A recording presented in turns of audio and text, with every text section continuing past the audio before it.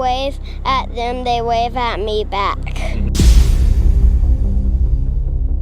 It was a sound no one on the 315 Express out of Waxhaw that day ever forgot. The scream of metal fighting momentum, the shudder of 100 tons coming to a violent, unexpected stop.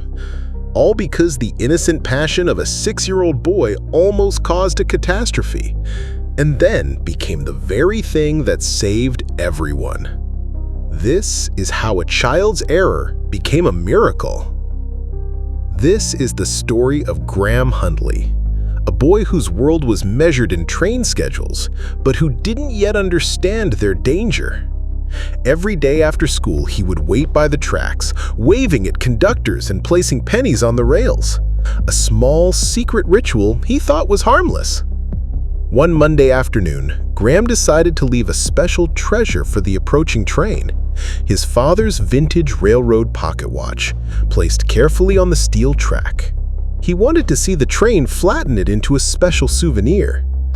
But as the 315 Express rounded the bend, Graham realized his mistake too late. The watch wasn't just metal, it was heavy, solid brass, large enough to derail a train. Panic surged through him. He screamed and waved his arms, but the engineer couldn't see him. In a moment of desperate clarity, Graham remembered the emergency phone number posted at the crossing.